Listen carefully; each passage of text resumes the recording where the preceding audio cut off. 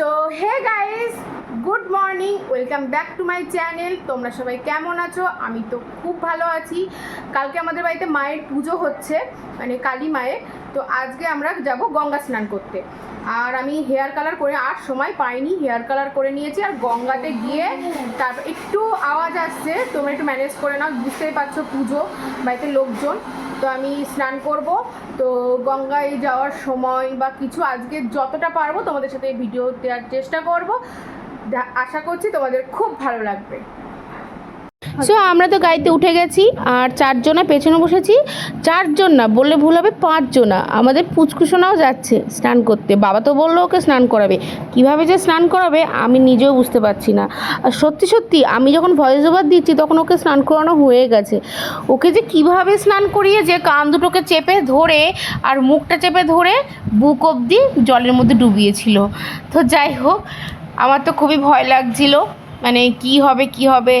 আর স্নান করা আমাদের হয়ে গেছে। আর আমরা যেহেতু গাড়িতেই আমরা ফোন রেখে গেছিলাম, তো কোনো ভিডিও ক্লিপসই নিতে পারিনি। কারণ গঙ্গা স্নানে যাচ্ছি, আমি সিঁড়িতে নামবো, ফোনটা কোথায় রাখবো, ওই কারণে আমার ফোনটা নিয়ে যাওয়া হয়নি। আর রাত্রেবেলা আলপনা দেওয়া হয়েছে, এত সুন্দর যে আলপনা হবে সেটা ধারণার বাইরে। কলকা আর্টিস্টকে দেখিয়ে দিলাম একটুখানি, সুন্দর কলকা আর্টিস্ট বলছি, আলপনা আর্টিস্টকে। তো যারা কলকা পারবে তারা আলপনাও পারবে, আলপনা যারা পারবে তারা কলকাও পারবে। তো সন্ধ্যাবেলায় খুবই ঘুম পাচ্ছিল, টায়ার্ড। আর কোনো বেশি না ভিডিও ক্লিপস নিতে পারিনি, কারণ মানে বাড়িতে লোকজন কিভাবে করব। তো সবাই এখানে গল্প করছিল। আর এই হলো যে আমাদের মা, আমাদের সবারই মা। সত্যি মনটা এত শান্ত হয়ে গেল না। আর মামি ওখানে পুজোর জোগাড় করছে, আর আমি রেডি হয়ে গেছিলাম। আমরা চেয়ারে ব্যবস্থা করা হয়েছিল। আর প্রচণ্ড গরম ছিল, তবে জানি না কেন যত পুজোর সময় বাড়তে লেগেছে গরম তত কম ছিল। হঠাৎ ওয়েদার একটু বৃষ্টিও হয়নি, অথচ একটু ঠান্ডা ঠান্ডা ছিল। তো আমার তো মানে মন প্রাণ, আমার বলে না প্রত্যেকের। আর মায়ের মুখটা এত উজ্জ্বল করছিল না, এত চকচক করছিল না, বলে বোঝাতে পারবো না।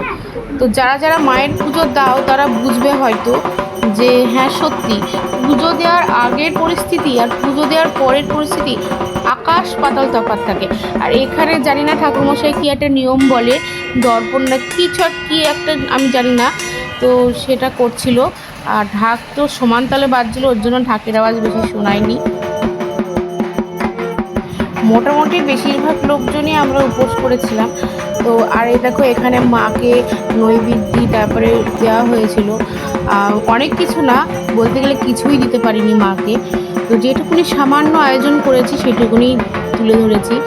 আর এই জোগাড়গুলো কিন্তু আমি করিনি, সবাই মিলে, মামি, মাসি, মা, আমাদের পাড়ার জেঠিমা, কাকিমারা সবাই মিলে এই আয়োজনটা করেছিল। আর বাবা আর মা ওখানে বসে সংকল্প করছে। আজকে আর বেশি ক্লিপস নেওয়া হয়নি, তো যেটুকুনি পারলাম সেটুকুনি শেয়ার করলাম। কেমন লাগলো জানিও।